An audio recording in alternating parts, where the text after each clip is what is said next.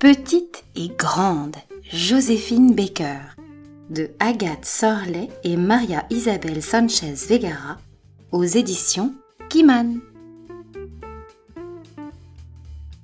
À Saint-Louis, aux États-Unis, où elle est née dans une famille défavorisée, la petite Joséphine dansait pieds nus car elle n'avait pas de souliers.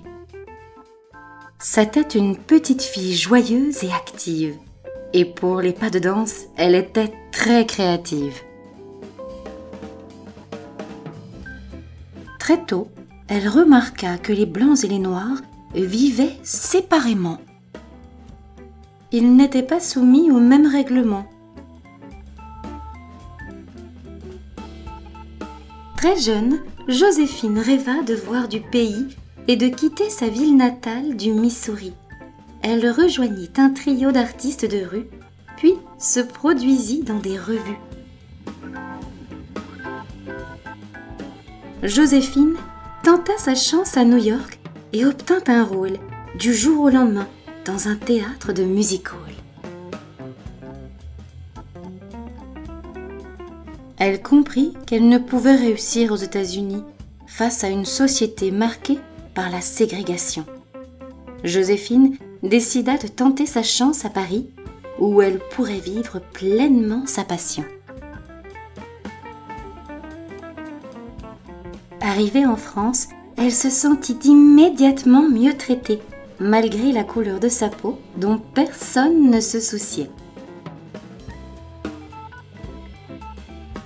En dansant le Charleston, Joséphine fit un triomphe à Paris, puis le reste de la France et de l'Europe fut également conquis. De spectacle en spectacle, sa notoriété grandit, comme sa collection d'animaux de compagnie. Des chats, des chiens, et même un léopard et un chimpanzé. Son cœur était plein d'amour à donner. Au cinéma aussi, Joséphine put exercer ses nombreux talents. Elle fut la première actrice noire que l'on vit sur grand écran. Lorsque la Seconde Guerre mondiale éclata, elle rejoignit la résistance, se battant pour la liberté et l'égalité une partie de son existence.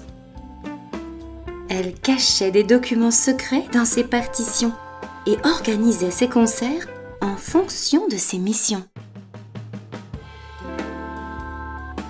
Joséphine adopta 12 enfants du monde entier, garçons et filles de tous âges qu'elle éleva dans la paix. Avec sa tribu arc-en-ciel, comme elle l'appelait affectueusement, elle montrait que l'on pouvait vivre ensemble en étant différents.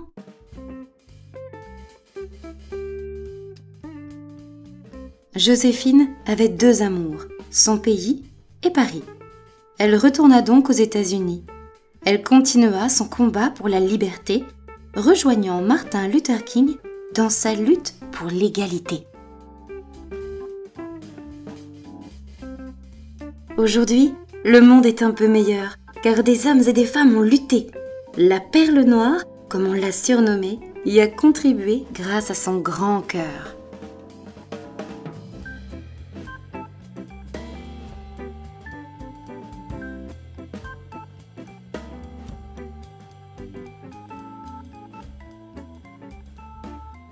Envie d'une autre histoire?